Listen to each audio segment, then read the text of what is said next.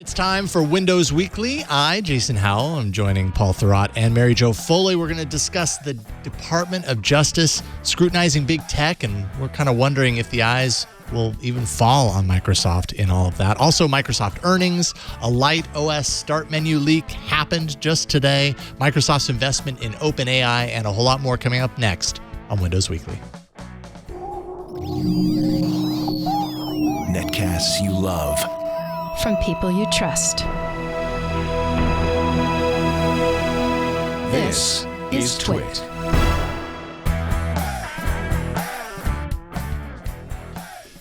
This is Windows Weekly, episode 631, recorded Wednesday, July 24th, 2019. The AI Kerfuffle. Windows Weekly is brought to you by Epson's EcoTank printers. Kiss expensive cartridges goodbye. Add an Epson EcoTank printer to your home or office.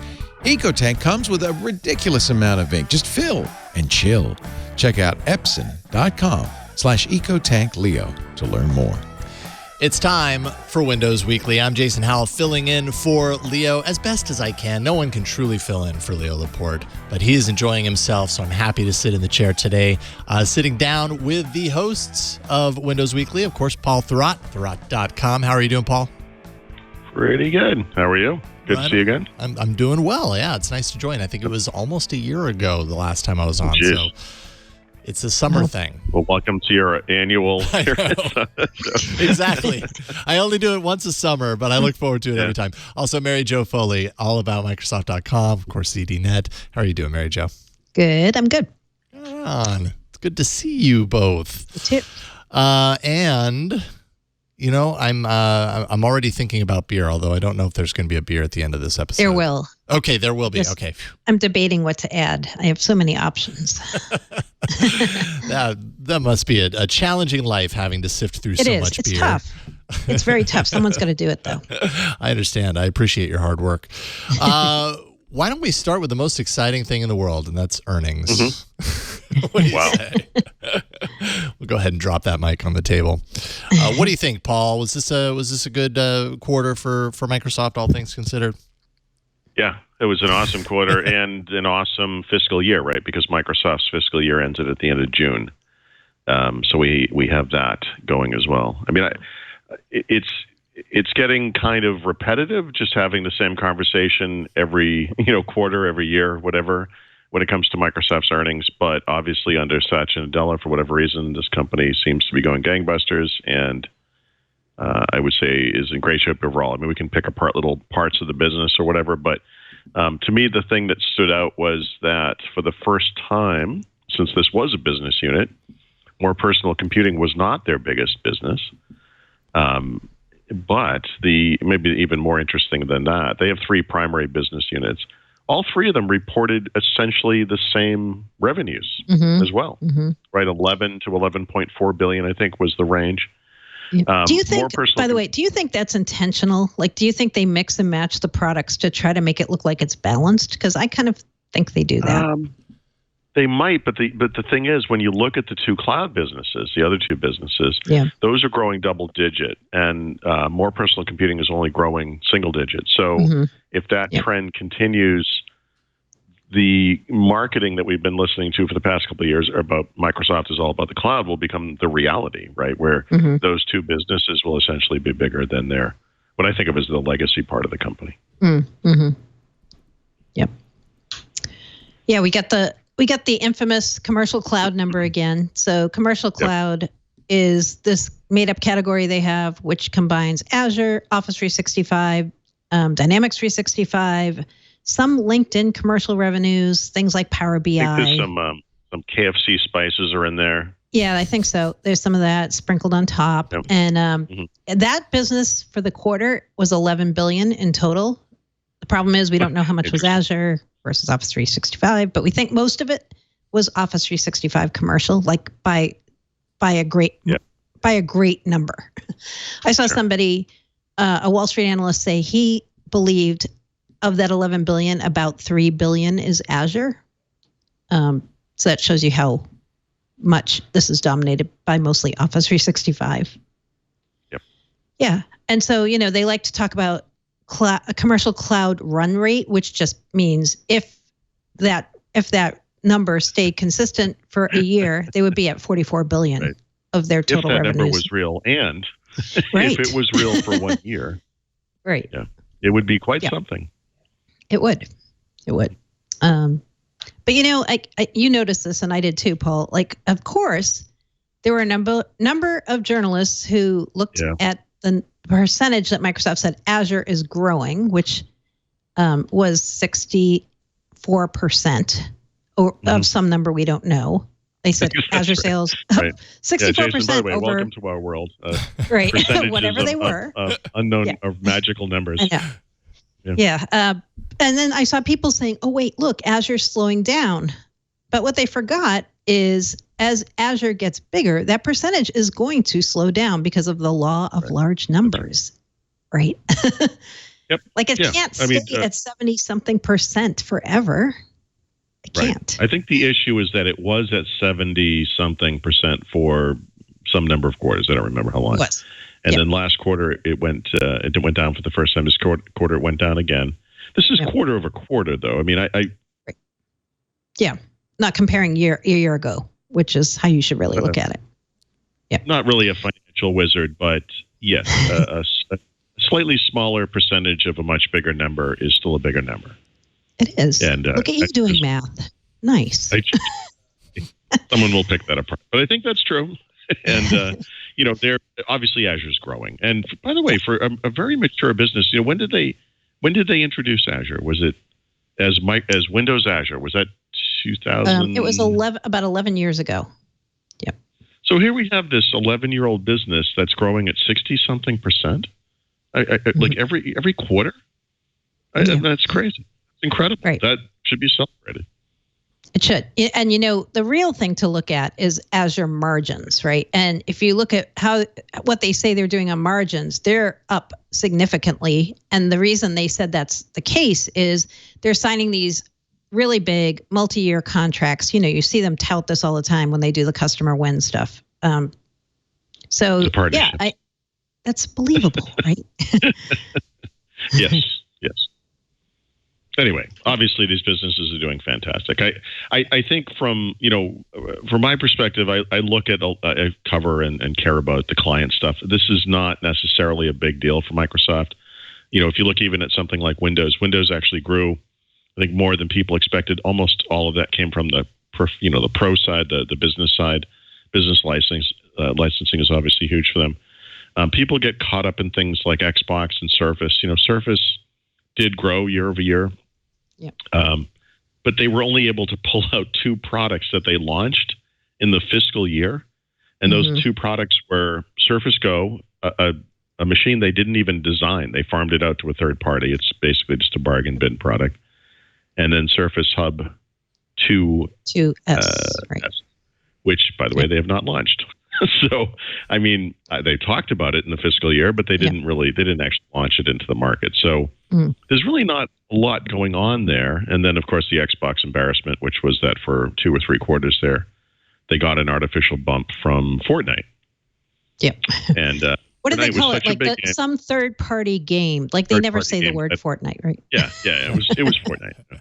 So apparently Fortnite revenues have fallen finally. Thanks to other games, I assume, in the Battle Royale area there. But what this has sort of betrayed is that Microsoft's hardware business is in the Xbox side is not doing well. But of course, it's not. I mean, I actually suspect that had Sony not delayed this PlayStation 5 until 2020, that Microsoft would have released a new Xbox console this year.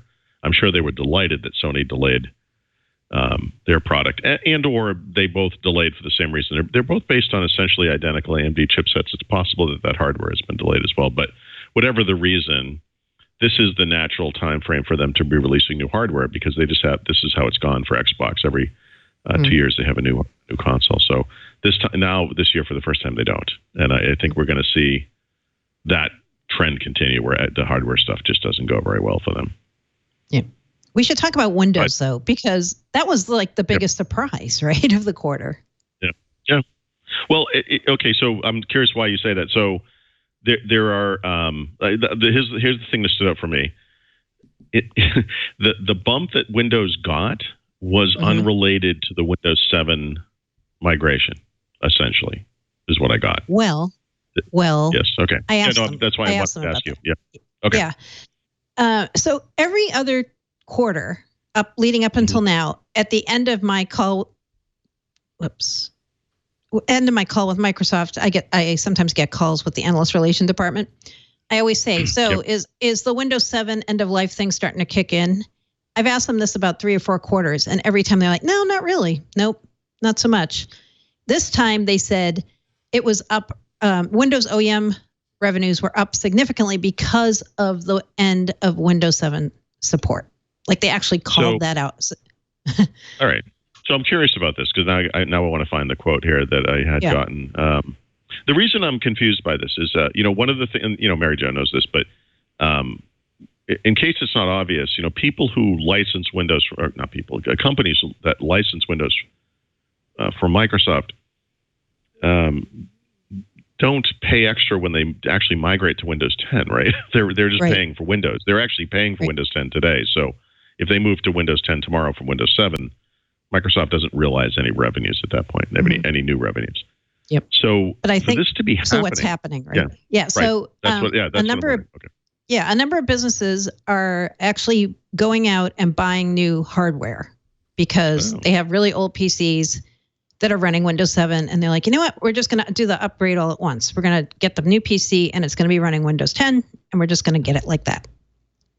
So I think that's what's happening, and that's why they're feeling the effect. I'm sorry, go ahead. No, I was just going to say, and they're saying also next couple of quarters, they expect this to continue, which isn't surprising since the end of support of Windows 7 is January 14th, 2020. Right. Yep. Yeah, so it's a Windows Pro revenues grew by, this is to PC 18. makers, grew by 18%. It's 18, okay, compared to 14 a year ago, okay. Yeah, so that's pretty good. Home revenues fell by 8%, I guess it is, compared to 4% a year ago. Yeah, so that's interesting. But how do you think this is ever going to compare, if at all, to the Windows XP migration from whenever X years ago? It's probably not going to be the same. Of it. Yeah, the same bump. I wouldn't think so, but I don't really have a way of gauging it. So yeah. So here's the caveat that I was trying to find this quote that I had because I thought this was kind of interesting. 4 percentage points of that bump were artificial because PC makers were ordering more components from China because of the trade war, and they were afraid that this trade war would lead to higher component prices, right? So they actually stuffed the channel with hardware, and of course that hardware has to come with the Windows license, and so they got some benefit there. So. That was the little caveat. That's what I was looking for. I couldn't remember what it was. Yep. No, you're right. They did call that out. So you know what? I'm probably blowing this way out of proportion, but I was looking through their 8K for the quarter, and I was looking at the Windows segment, and there's a statement in there saying negative effect against the Windows business was a decrease in patent licensing. And so I actually asked Microsoft about this because I'm like, wait, what happened? Like decrease in patent licensing? Why? And he said something like, just cost of doing business. And I'm like, what does that even mean that you just said that? So my guess about that is, now kinder, gentler Microsoft not suing people left and right over potential Linux infringements on Windows patents and Android infringements, instead doing deals with them to co-market stuff or preload stuff. My guess is that is what is happening instead, but I don't think they want to actually call it out and say, now we're being a nice company. We didn't used to be. Nice. By the way, there is a number in here that supports what you were saying earlier too. The Windows licensing revenues to businesses grew by 10 percentage points year over year. And that's straight up licensing. Has nothing to do with hardware. So that actually improved as well. So that probably goes into it as well. Yep. But like the analysts say at the end of every earnings call, great quarter, guys. Is sucking up like part of the deal? Like I want to get my voice on this thing so I can ask a question. Great job, Amy. Great job, Satya. It was a pretty outstanding quarter, you have to say. Yeah. Of course. Yep. Anything else though that stood out to you on earnings? That was kind of my. Yeah, no, that was the big stuff. I mean, obviously, I looked at Windows a lot. I don't typically look on the business side, but we're trying to figure out what happened there, and I think that's kind of an interesting story. Xbox, like I said, not doing very well. Office 365 is gangbusters, and I think you said that earlier. It is still the poster child for their transition to the cloud and the model. I think that the rest of the company is trying to follow now, right? And it just continues to be unbelievable. Like, for example, Office 365 commercial grew 31%. 31%. That doesn't even make any sense. That's crazy. Yeah. So it's interesting. And the other thing, the thing I look for, last quarter there was a little bit of this. This quarter there was less. Is a specific language around Microsoft 365, which is I sort of see as a superset to Office 365.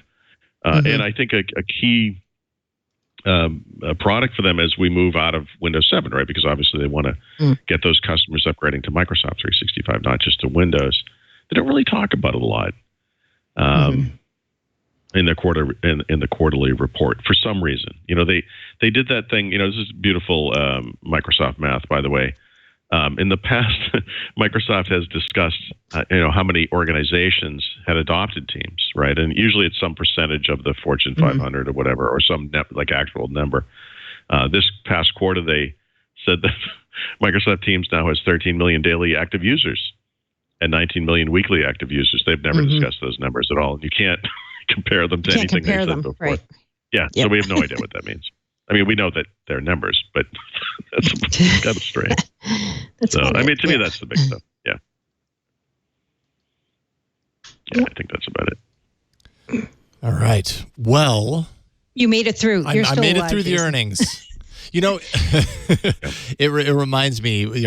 Not very long ago, I did the show Tech News Today, and we were always, Monday through Friday, we were pulling stories to fill the show, and earnings came around, and it was like, well, I guess we kind of have to do the earnings because we have to fill the show with something. Same time. And it was all the same time, and so it just kind of I was having a flashback of earnings. It's like a PTSD thing.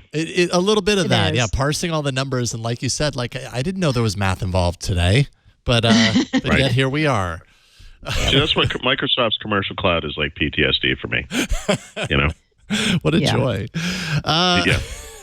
I can come back to quarter after quarter. You can experience it all over again like your very first time.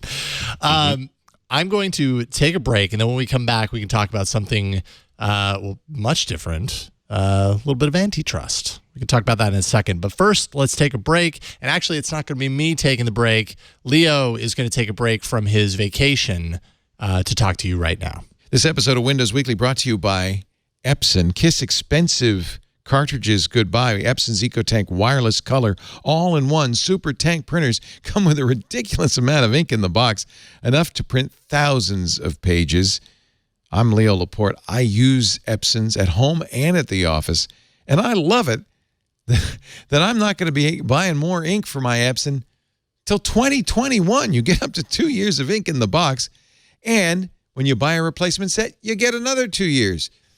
I love this. Never run out of ink in the middle of a print job again. These supersized, easy-to-fill ink tanks mean fewer trips to the store and less frustration to you. I've got to praise Epson because they're making the printing experience stress-free and easy. Uniquely keyed auto-stop ink bottles make it really easy to fill each color tank. They're literally changing the way people print. And it's compact, and these all-in-one printers are fantastic. I scan, I print, I do everything with my Epson EcoTank. Get the compact EcoTank printer for your home or office so you, like me, can just fill and chill. Check out Epson.com/EcoTankLeo right now to transform the way your home or office prints. Do away with out-of-ink frustration. For the best combination of ease and value, turn to the Epson EcoTank printers. By the way, right now through September 30th, the end of September, you'll get free overnight shipping. Free overnight shipping.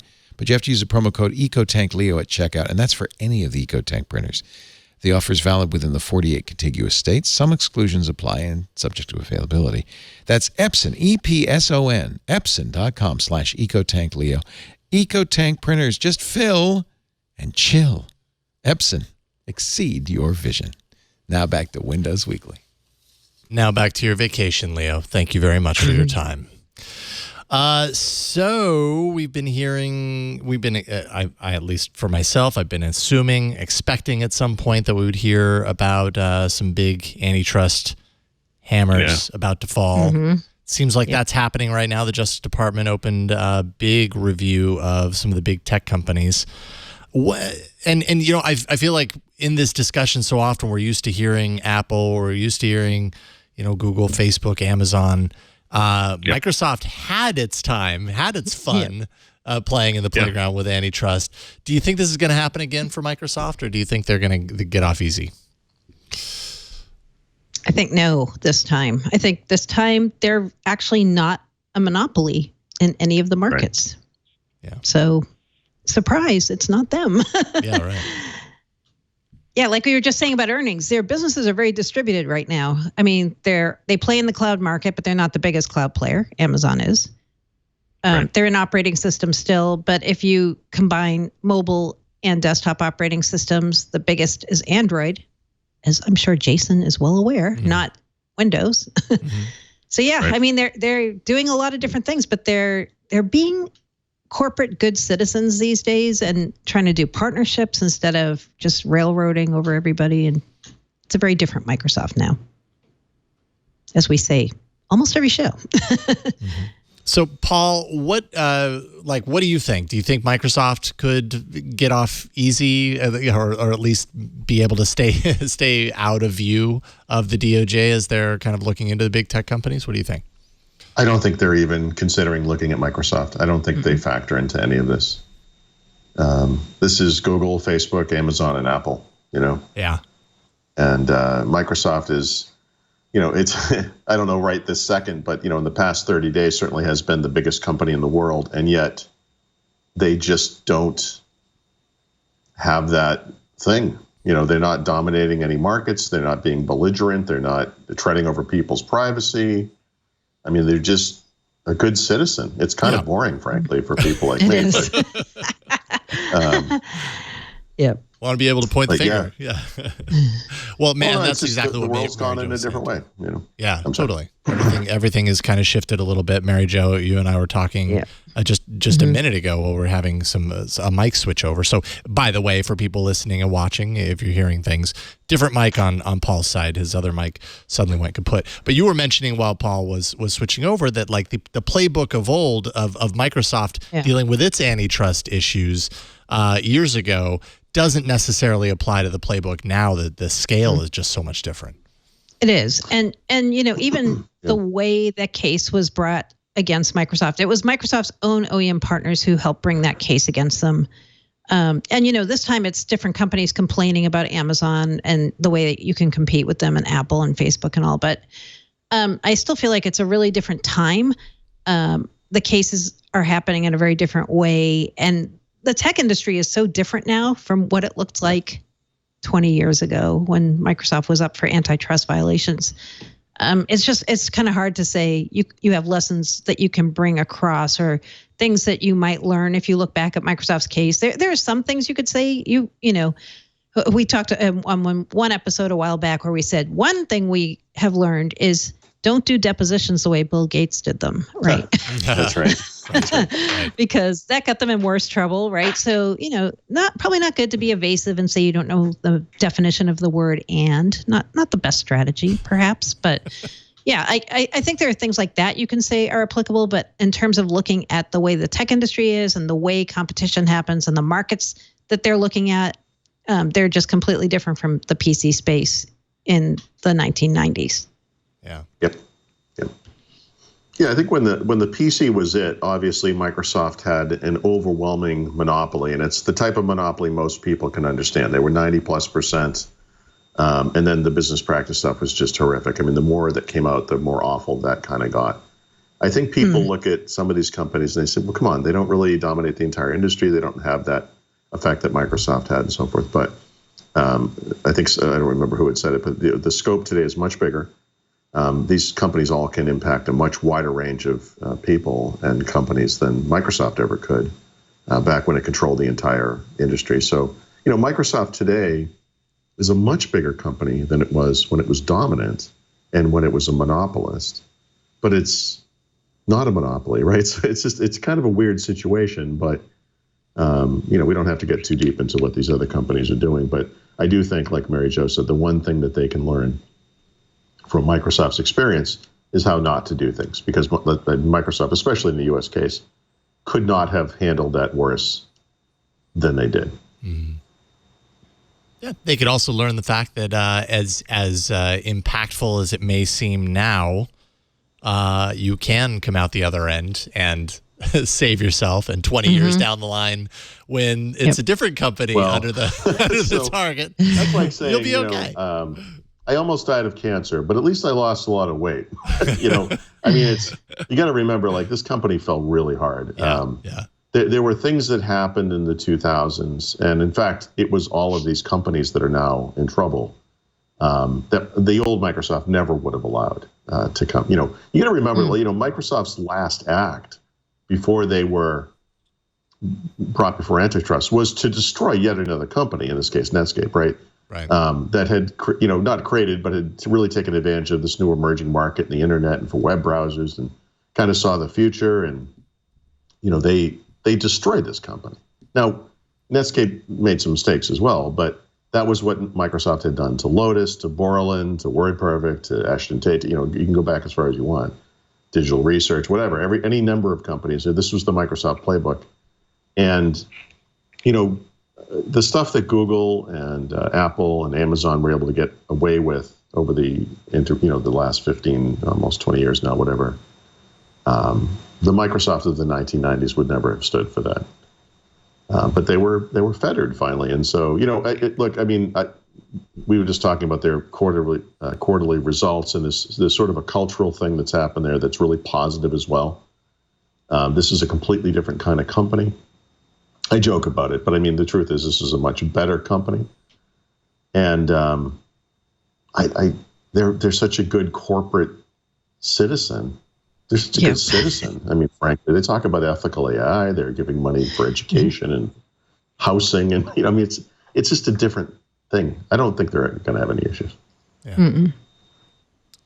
In fact, what they're probably doing, and I think at least in some of these cases, it's been documented that they're doing this. They're among the companies who are complaining about the people who are up for antitrust now, right?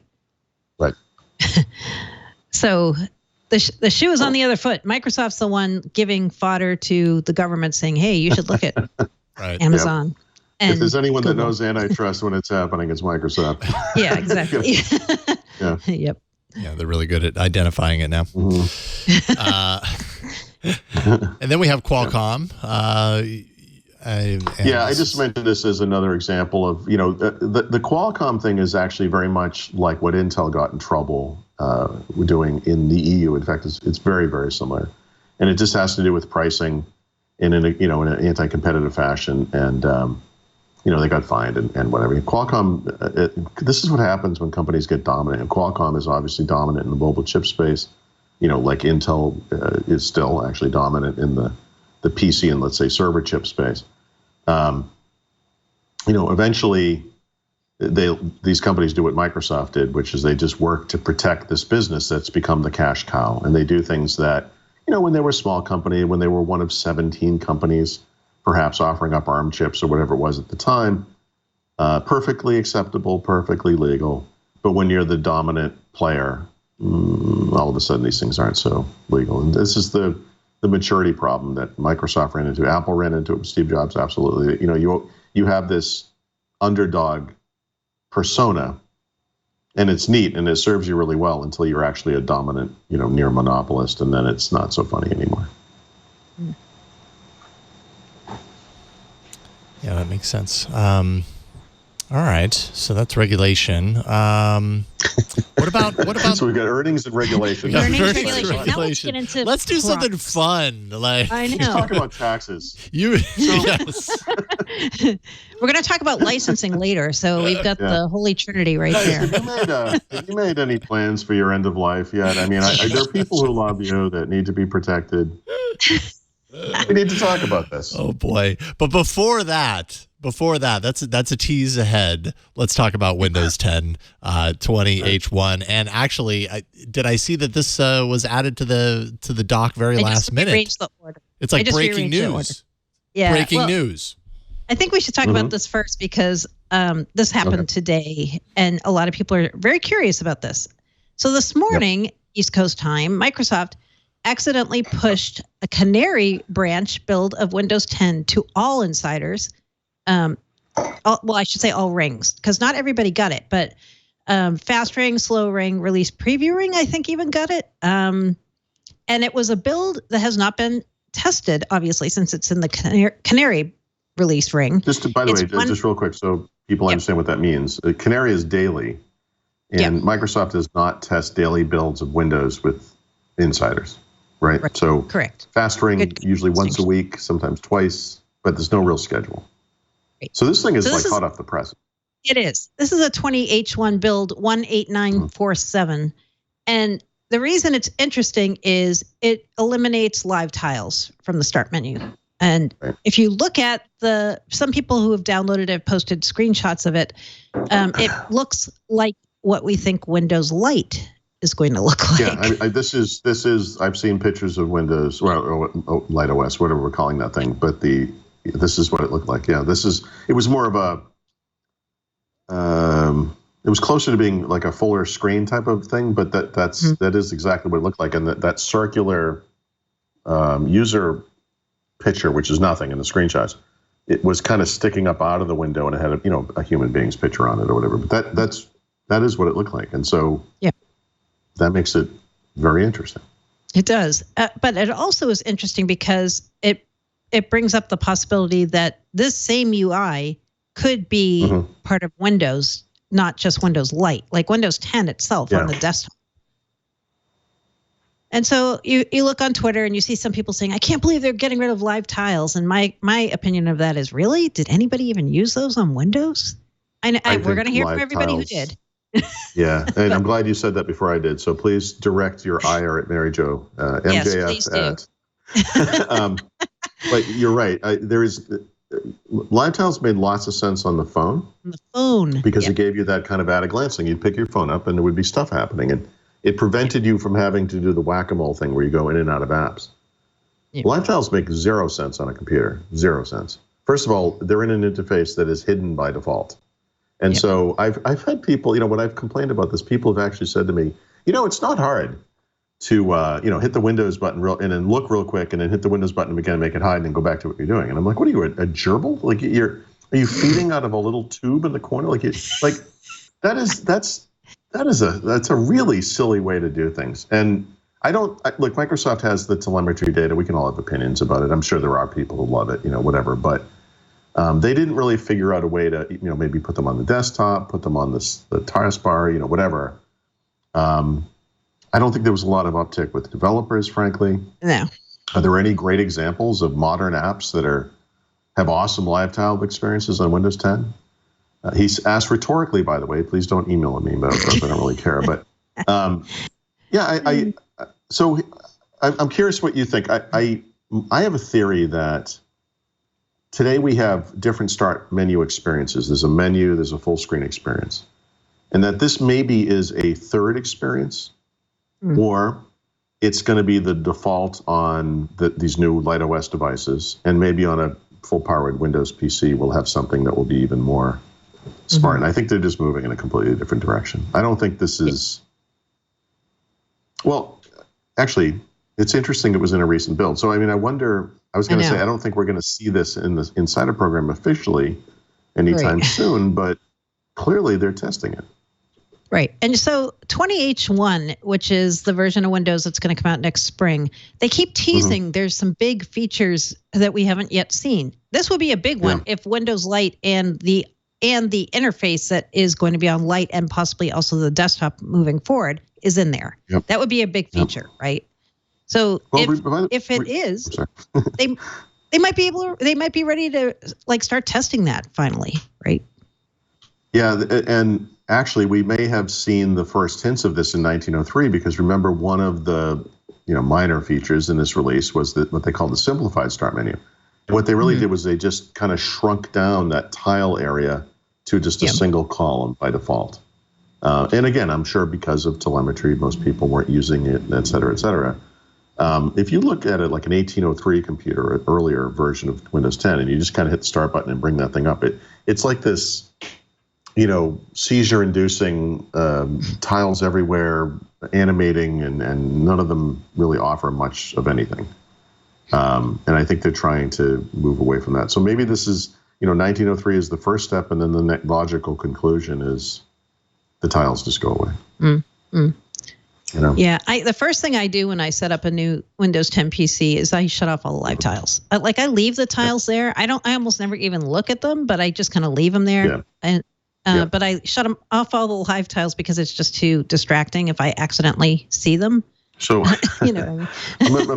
I'm embarrassed to say this, but I think this will resonate with a lot of people listening to this, because I bet a lot of people do the same thing, which is I think I'm compulsive enough that I actually organize the start menu into something that looks attractive.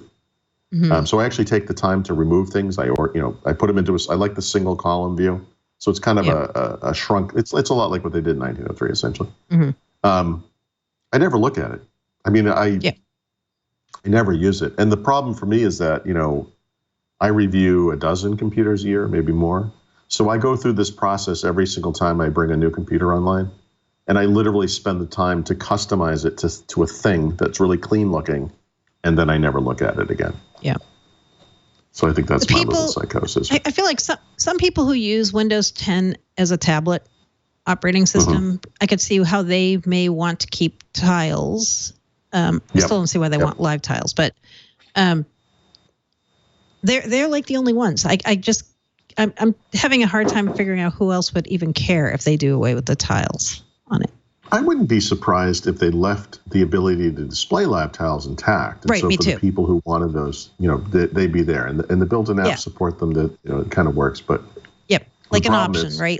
Like default is off, but you have the option to turn it back on. Yeah, and if you want to do that, the few people who do want that can make the time and make that work, and that's okay. But unfortunately, once they announce this, once this is a thing, developers aren't going to support live tiles anymore, right? This is going to go away in third-party apps, or it's never going to appear. Yeah. Oh well.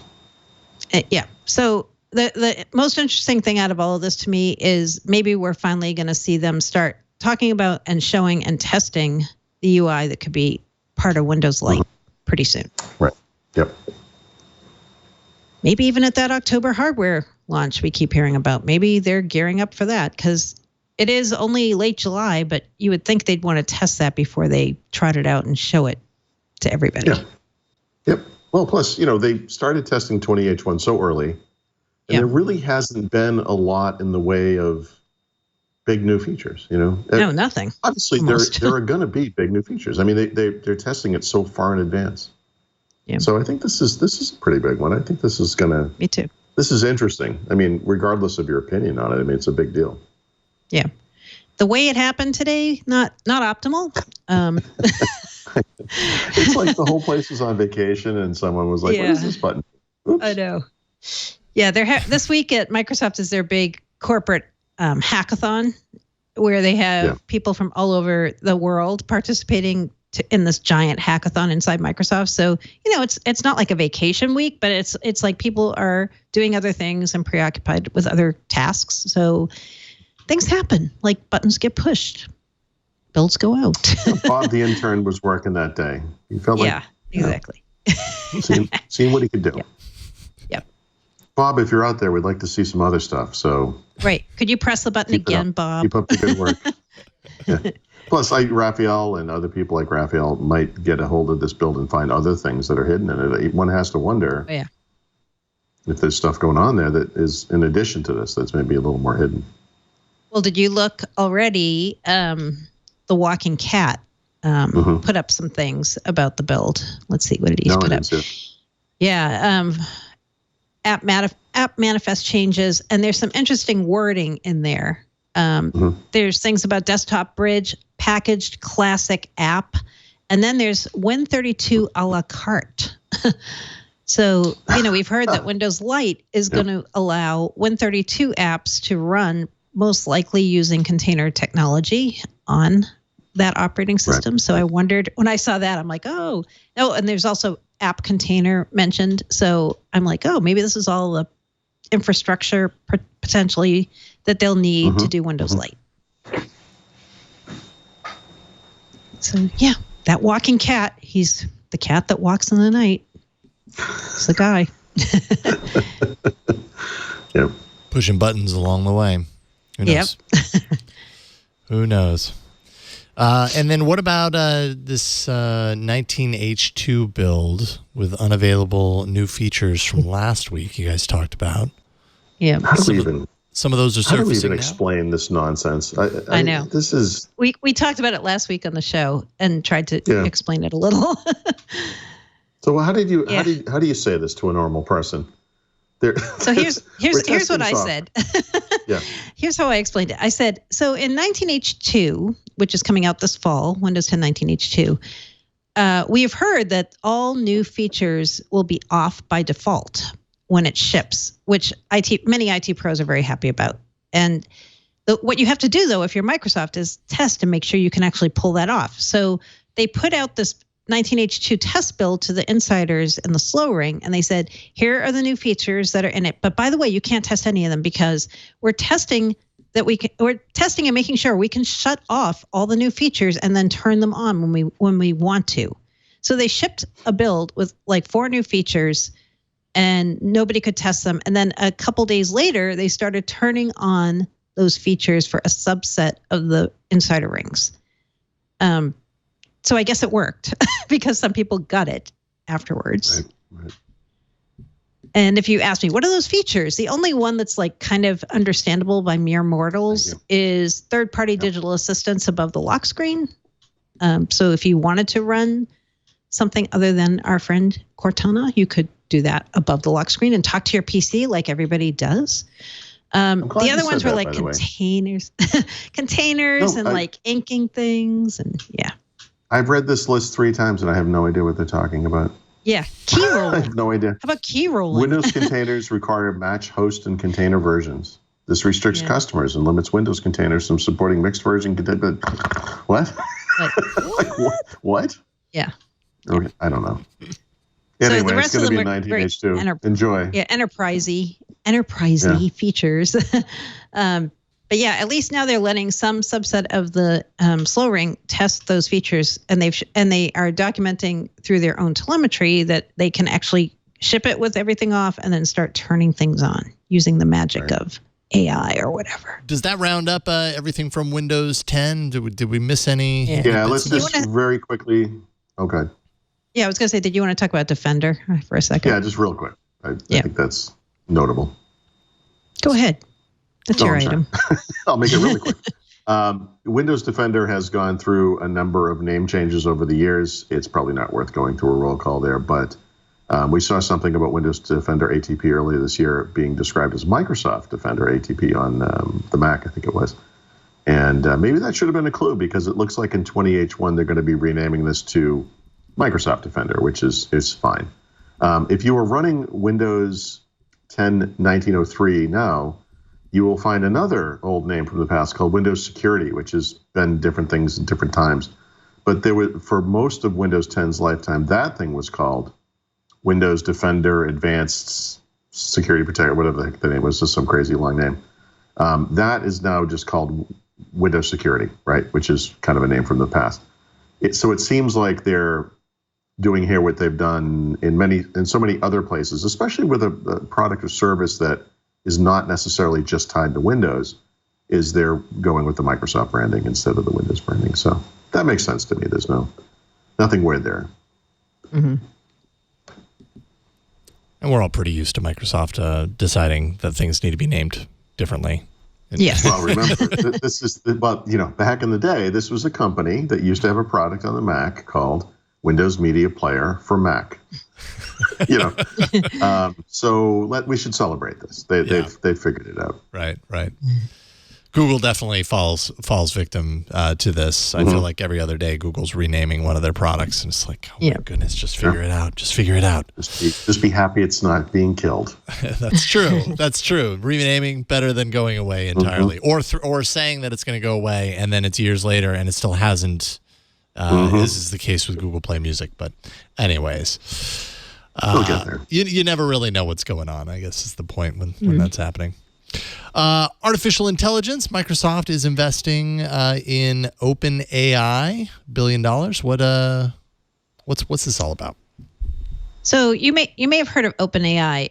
It was founded as a nonprofit a couple of years back by Elon Musk, who is one of the main founders, I believe, and Sam Altman, who was the former Y Combinator president. And kind of like Microsoft, they have a very lofty charter. They want to make AI awesome for all of humanity and kumbaya. Sure. So this week, Microsoft announced they were investing $1 billion over multiple years in OpenAI, which now is both a for-profit and a nonprofit company. They're investing the money in the for-profit part, and they're forging a relationship with the nonprofit part. The relationship involves working together with OpenAI, which has 100 employees in San Francisco, to come up with some kind of supercomputer that will be able to, host the very lofty platform that OpenAI is trying to build, which I forget what the name of it is. I'm looking for it. It's called artificial general intelligence. Yep. They also talked about how OpenAI is going to be using Azure as its preferred cloud platform, or maybe its exclusive cloud platform. But when I looked that up, I found out they had actually announced that a couple of years ago. So that wasn't new news. Reid Hoffman, who founded LinkedIn and is on Microsoft's board, also is on OpenAI's board, which is kind of an interesting connection. So what are they going to do with the $1 billion? It's kind of unclear, other than make supercomputers that can run AI stuff. The not really part of this is, most of this is not money that they're giving, right? Plus, not only is this spread out over 10 years, but most of this is going to take the form of hardware. Well, it's probably like Azure credits, basically, but it's Microsoft software services, probably not hardware, but they're basically donating Microsoft stuff. Yeah. So it's fine. I don't mean to downplay it. It's still $1 billion worth of stuff, but it's not like somebody wrote a check for $1 billion and said build Skynet. It's we're going to spread this out over 10 years, and most of it is just stuff we have laying around in the garage. Yep. We're basically just Azure will be the preferred or maybe the only cloud service, but that's going to be probably the primary form of their contribution is letting them use Azure for free. Yeah, that would be my guess too.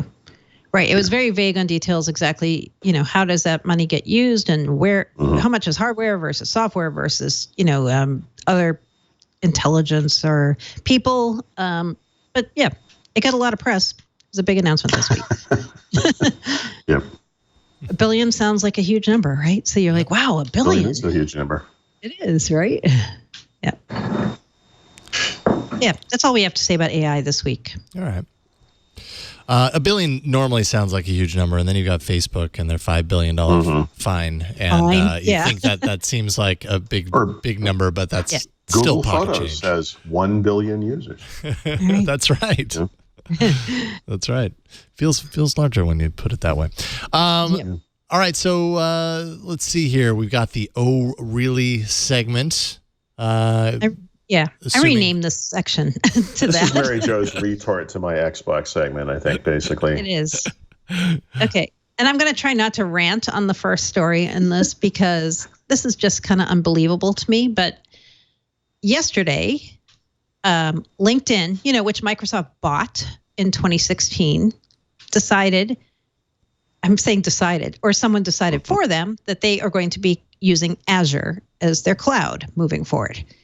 This sounds like, wait a minute, weren't they already using Azure? They're part of Microsoft. No, because the way Microsoft runs LinkedIn is they kind of let them do whatever they want. to a point, right? So in 2017, a year after Microsoft bought LinkedIn, the LinkedIn engineering team posted a blog post and said, by the way, we're going to keep running our own data centers. We created our own data centers. We're running our own data centers. We have co-location offices throughout the US. And yeah, no mention of Azure, nothing, right? So somebody at Microsoft must have at some point said, wait a minute, we have these giant Azure data centers. Why is LinkedIn not using Azure? And if you look, I actually went and looked at it in an interview that LinkedIn did with VentureBeat, where they said, we considered all the other clouds, but we decided on Azure. Can you imagine if LinkedIn said to Microsoft, oh, by the way, we're going to use AWS? Oh, yeah, we're part of you guys. I could imagine them doing that, and that's the problem. Could you really?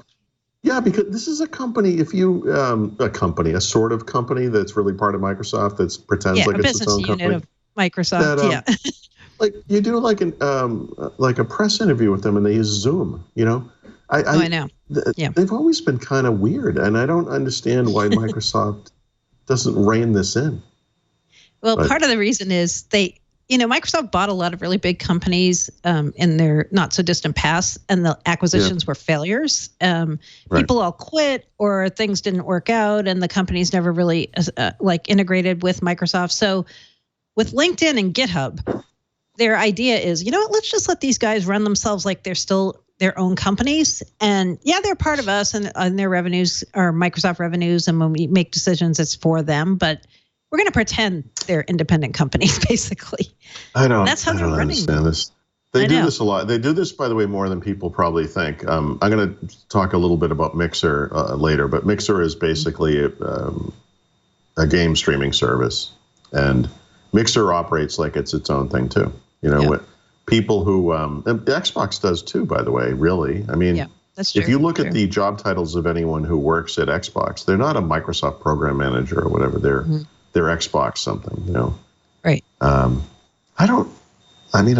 sort of get it, but I think Microsoft has a pretty rich history. I mean, obviously there've been failures, but Nathan Myhrvold is maybe one of the early examples of this, where they bought his company for a specific reason that is long lost to the antiquity of history. But he was an important person to the company and played a huge role as chief, whatever he was, chief software, whatever I think his title was.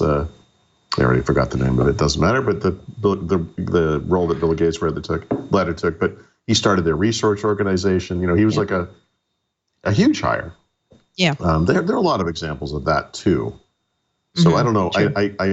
I haven't kept a measure of this thing, but it seems like there are as many examples of company and people successfully subsumed as there are, non-successes. Yeah. I don't know. Yeah.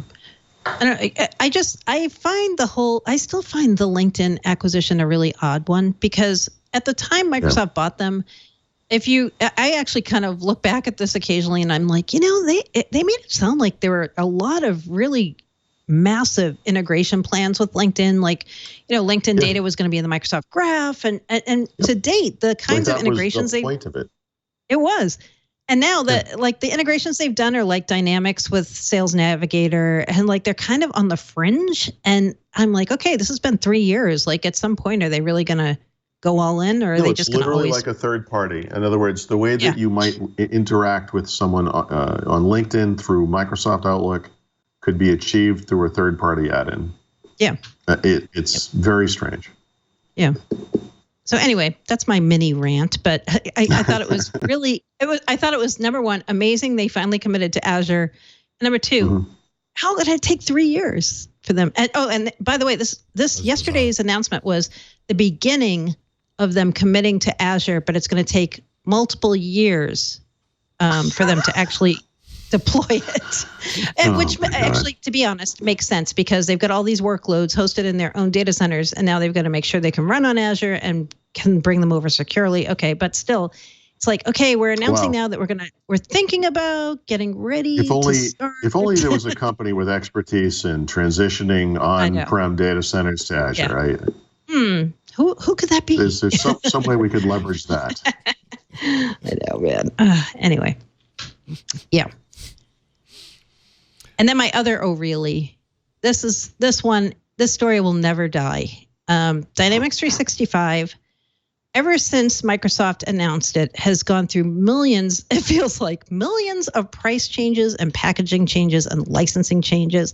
I feel like at the beginning, when Microsoft announced Dynamics 365, my whole job was keeping up with what they were doing in terms of bundles and then unbundling and then how they changed their pricing structure. Then it was a business edition, then there wasn't a business edition. So at Inspire, the partner show last week, Microsoft announced yet again they're going to shake up the pricing and packaging and licensing for Dynamics 365. They told partners this. I don't know if it was in an NDA session or where, but people were writing about it and tweeting about it. I saw msdynamicsworld.com write a couple of big stories about it. And so then I went and tried to find the information. I guess there was a video recording of the two sessions where they outlined all of this, and now they have been disappeared. These price changes and licensing people changes. Have been disappeared? Maybe some people have too. I don't know.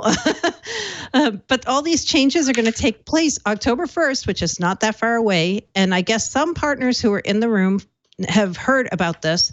But as soon as I wrote about it, I started getting contacted by partners saying, hey, I saw your article. Like, is there any official documentation about this somewhere? Like, so we can tell our customers or anything at all? And I'm like, no. And I've asked Microsoft and they aren't answering. So we've pulled out a couple slides. I've got a couple on my site that explain some of what's coming.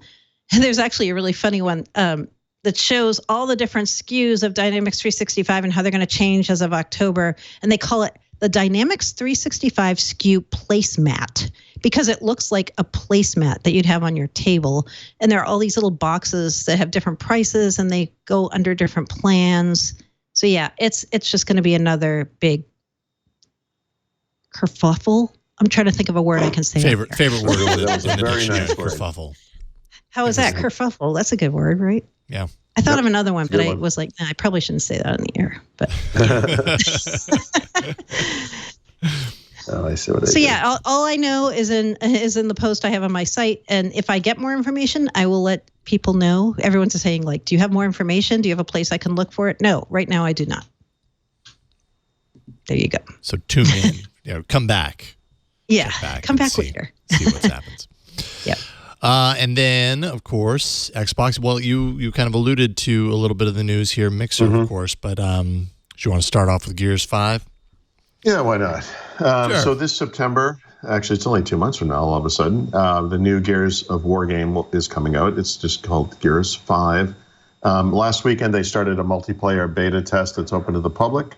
I should say it's sort of open to the public. If you pre-ordered the game, you can get into this, and they're doing it again this weekend. So I would have mentioned this last week. I wasn't on the show last week because I was traveling, but I think it's Friday, Saturday, Sunday. You can download this from the Microsoft Store inside of Xbox. You can play the new game modes. It's kind of interesting to me because the Gears games were always really good, but the multiplayer, to me at least, was always pretty terrible. And now they're adding an arcade mode, and they're trying to make it a little more fast action, kind of fun, respond to some of the newer battle royale type stuff, I think. So if you're into that, that is happening this weekend.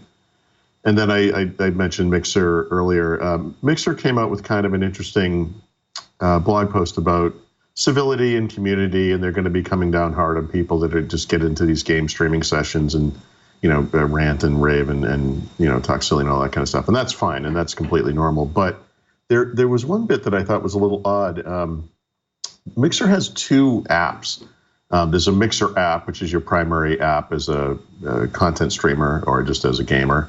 And then there's something called, actually that's not true. The Mixer Create app was the primary app for that. They're actually removing the Mixer Create app from the mobile app stores. And I think the reason is that people were abusing it. And so the main Mixer mobile app will continue. And then people who are actually game streamers can use that, I guess, to stream going forward. And so I think what they're trying to do is segregate the streamers from the viewers in a way. I think basically abuse was happening. They don't really talk about why this is happening. But it's part of a broader post about online civility and just, trying to do the right thing for the community. So I suspect that is the rationale. They don't really discuss it, but I think that's what it is. And then finally, this is exciting stuff if you like the color purple. Microsoft, months ago, released a Fortnite bundle for the Xbox One S that was a purple console and a purple controller, and now they're going to make the purple controller available for everybody. So if you want to buy that, I don't think it's actually coming out until, I don't know if it's the end of August or September, but $65. It's one of the kind of high-level controllers, so that will be available soon. But not in time for the Fortnite World Cup, which is happening actually next week, maybe Monday, I think. Something like that, over 3 days. I'm not really a Fortnite kind of person, but that's happening. Surprising. Although I did see, what was it, a couple of months ago, there was a DJ Marshmallow played a live show within Fortnite. I thought that was that's kind of interesting. Somewhat interesting. Yeah, actually played like, and you go into the game and participate in the live event. Like there were special kind of moves and everything happening. That event needed Leroy Jenkins to show up and just go to town in the middle of it. Yes. I'm now disappointed that didn't happen.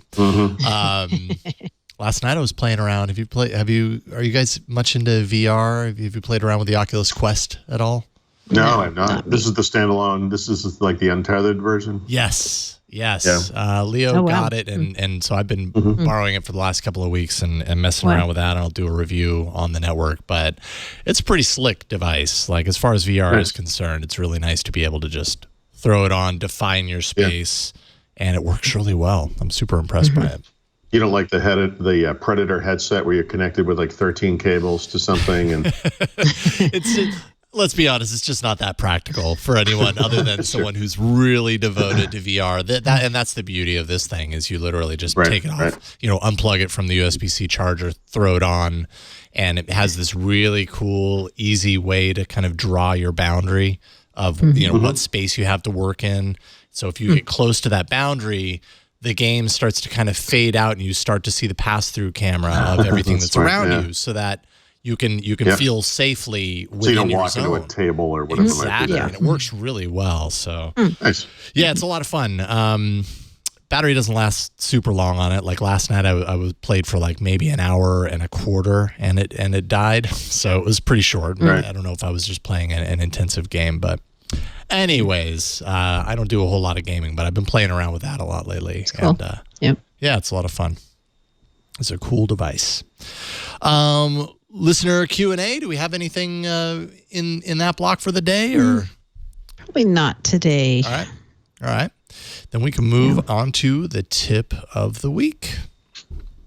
Yeah, so the tip and the app pick this week they both seem completely unrelated, but they're both kind of tied to the same thing, which is that in the beginning of June, I think it was, I started to write a series on my site about the history of Windows, but told from the perspective of software development, and that a lot of the stuff that was happening behind the scenes caused some of the things that we saw out in the world as normal users, or vice versa. Like it was just kind of like looking at it from a new perspective. So this thing has kind of exploded in a way I didn't expect. I've already written about 30 articles, actually.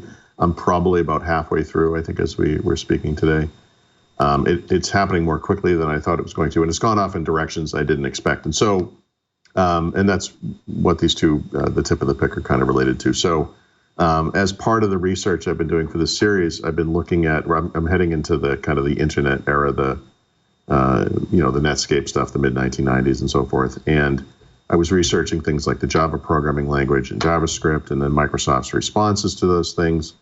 In the beginning, they had Visual J++, and then eventually they did C#, and they had scripting languages and so forth. Anyway, in the course of doing this, I just found this is pretty cool. There's an excellent, very highly rated book on Amazon.com for people who are interested in learning JavaScript called Eloquent JavaScript, but the author makes it available for free from the web. So if you don't mind getting actually you can get it in any format. I think it's you can get it in PDF, but it's also available in MOBI if you want to put it on a Kindle or an EPUB.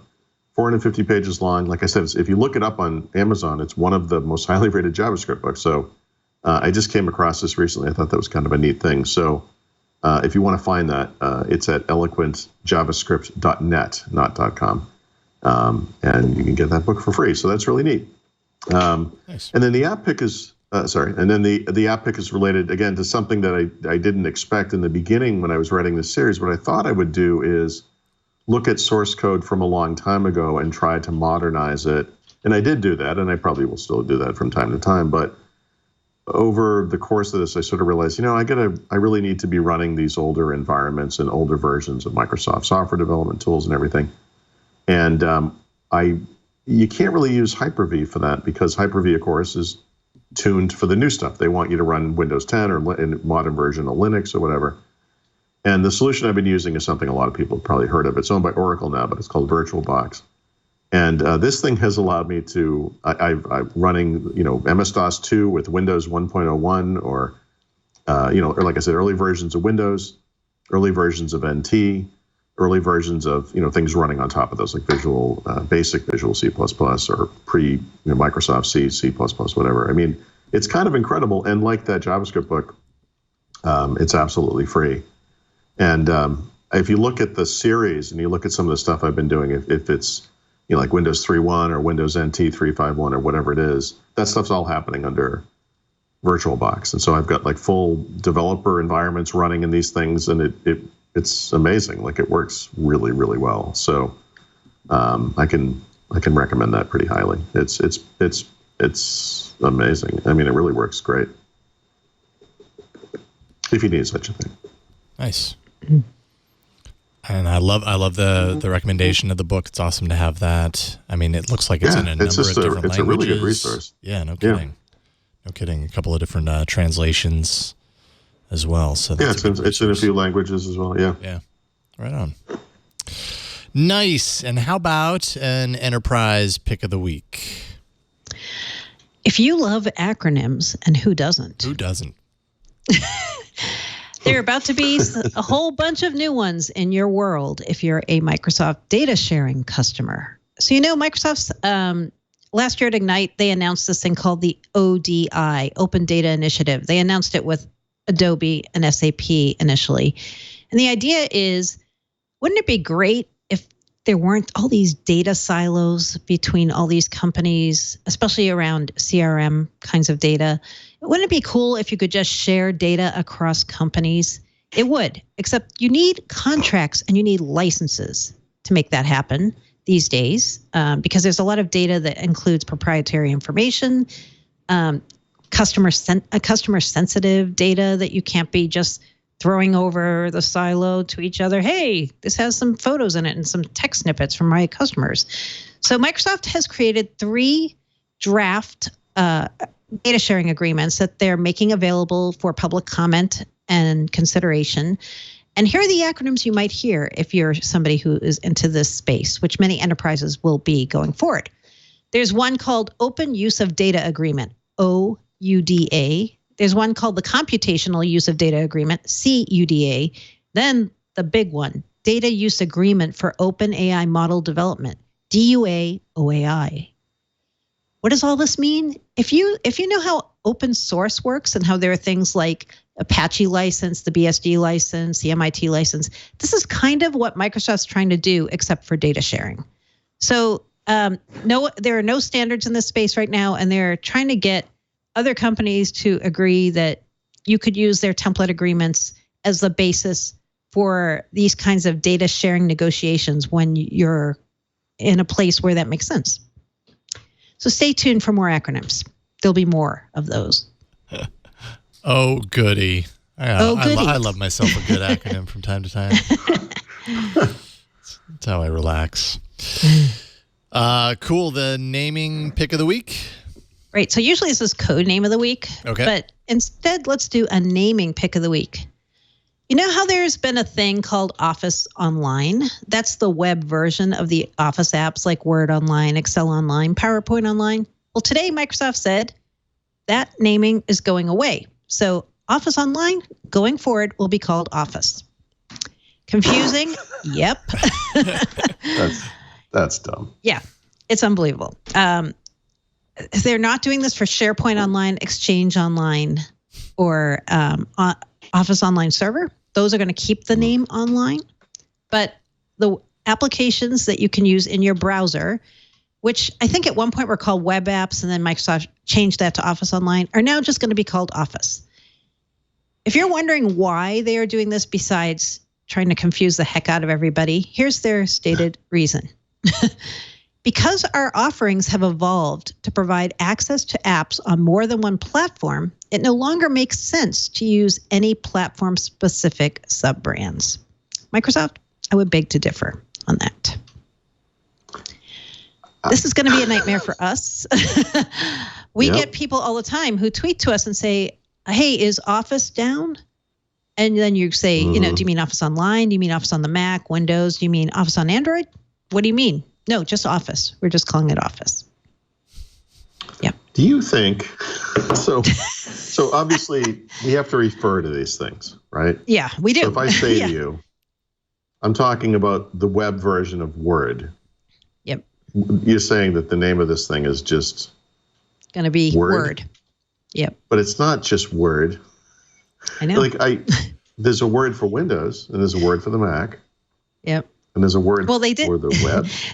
So they did say in their blog post today about this that, this is not a hard and fast rule. You might see us sometimes say Office in the web, in your browser, or Office on the web. Oh boy! So why are you changing the name then? I'm sorry. Don't do that. Was the previous branding, was it too concise and consistent? I know, right? Too much sense. Yeah. What? Yeah. Wow. Yeah. Yep. So that's happening. I'm getting lots of tweets about it too from people who are like, "Wait, what?" I'm like, "Yep." I know. I don't really use Office on the web all that much, but if I go there today, did it say Word Online before, or whatever? No, it just said like a OneNote online. I'm using OneNote Online right now. It just says OneNote, but it says OneNote. When you're talking, it just says OneNote. It doesn't say OneNote Online, but when you're talking about it to someone. If somebody said to me, OneNote is down, I would say, which version of OneNote? OneNote is down. Yeah. I don't. Or Office. Okay. I'm having a problem with Office. Which Office? Because there's so and this doesn't have anything to do with Office 365, right? Or Office Pro Plus or any of those things. Those are all keeping their names as they are, which to me just makes it even more confusing. You said SharePoint Online, Exchange Online. They're not going to change their names. No, they're keeping those names. Yeah. Until later. I know. When they decide to do it then too. Point, maybe? I don't know. About the time they do that with the others will be the time that they rename Office to Office. Back to the web on app the web, or something. Or Office Web or something. Yeah. From an outsider perspective, just hearing about all these name changes, not like we talked about earlier, not just Microsoft, but also Google, whatever. It seems like it should be so easy to do this and to unify, but it must not be. It must be really challenging because Microsoft is not the only company that encounters this. It's incredible that we're not insane. Having to cover this company. Yeah, I know. It's I get what they're trying to say. They're trying to say, we have Office and it runs on all these platforms. So isn't it easier just to call it Office? No, it's not. It's easier. Names matter. Conceptually, I know names matter, and they're trying to unify the Office code base across all the different platforms. We know they've been working on that for years, and make the Office code base more common across the various versions. How does that impact someone? I just want you want to be able to discuss something. I know. I know. I know. Yeah. Jeez. Okay. Sorry. It's so obvious. It's hard to even argue about it. I know. It's just it's self-evident. It is. So at my last line of my blog post on this, I said, by the way, I'm not part of the naming police at Microsoft. I'm just the messenger. Right. And I'm sorry. Right. I hope you don't think we were piling on you there. No. Obviously. How dare you?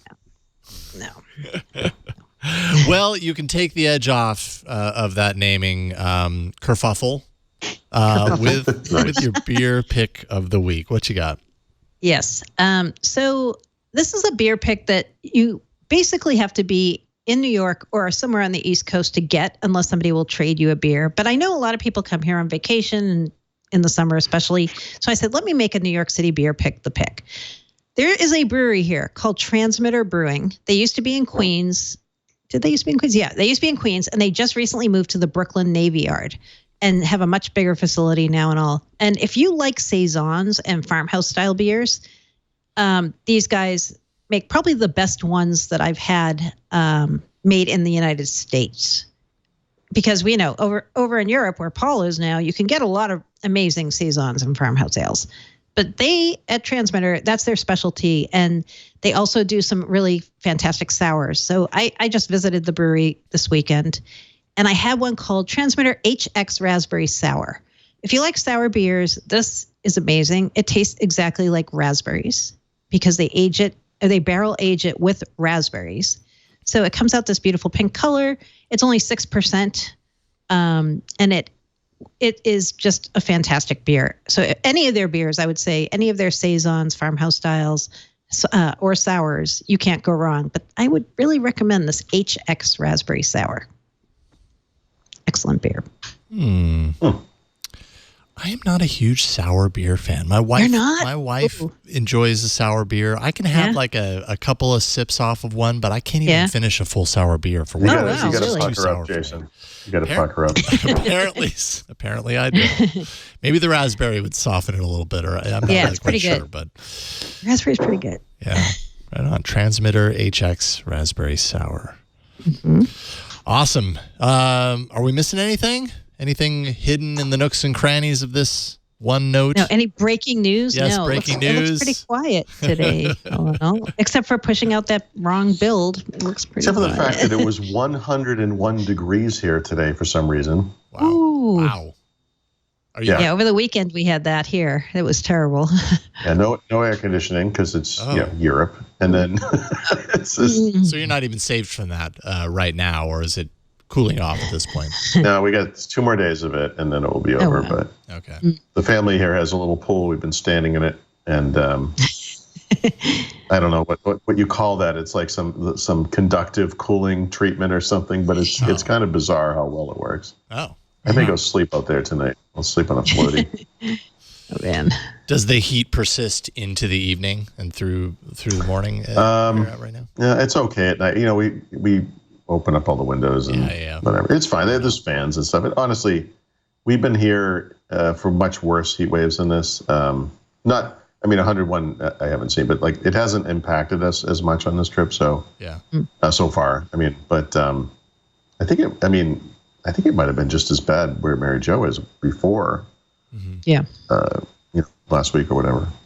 Oh, last weekend here, it was horrible. Like the real feel was 110 and the humidity was like 90%. It was just like, do not go outside. That sounds miserable. Yeah, you don't even want to step outside at that point. That's terrible. Ugh, that's especially in New York. You know, it's like the subway platforms are not even safe to go on because of how hot it is when you go underground. Oh, wow. Oh, boy. Yeah. Yeah, that's awful. Yeah, no kidding. Well, Mary Jo Foley, thank you so much for another episode of Windows Weekly, and Paul Thurrott as well. Mary Jo, you can be found at allaboutmicrosoft.com. News and scoops there, of course. Yes, indeed. And then writing for ZDNet as well. Not allaboutandroid.com. Not yet. Does that even exist? That exists. Yes, it does. Yep. Somebody owns that. Yep. I mean, I'm not surprised that somebody owns it, but it looks like it's just a. I know. It's like a blank just page. A placeholder. Yeah, it is just a placeholder site. They're waiting for us. They are. They're like, we got the URL. I said this a million times. Anyone can start a blog. The trick is actually updating the blog. Oh my goodness! No kidding. No kidding. Well, or even putting anything on it whatsoever. Allaboutandroid.com just has a blue banner at the top. That's literally it. There's not even any text on it. No, somebody's squatting on that, right? Yep. They're waiting for the big twit dollars. They'll be waiting for a while. Mary Jo, so much fun. Thank you. Thanks for letting me be the interloper today, as my lower third said. Paul Thurrott as well. Paul, thank you. Thurrott.com. Sporadically posting nonsense appears to be what we said a year ago. Because I haven't. Yeah, that sounds about right. Yeah. Okay. All right. Look, careers are built on shakier foundations. There you go, Thurrott.com. And yes, I believe, barring any unforeseen circumstances, barring an extension of vacation, Leo will be back next week. This show records every Wednesday, 2 p.m. Eastern, 11 a.m. Pacific, 1800 UTC at twit.tv/live if you want to watch live. Or if you want to find the show and all the details for the show and everything you need to know about Windows Weekly, you can go to the show page at twit.tv/WW. There you're going to find all of the podcast episodes. You can go back in time and relive the days of yore of Microsoft through Windows Weekly. And that's it. Thanks, everyone, for allowing me to join on the show today. And John, Jeff, thank you for helping out behind the scenes. And we'll all see you next week on another episode of Windows Weekly. Bye, everybody.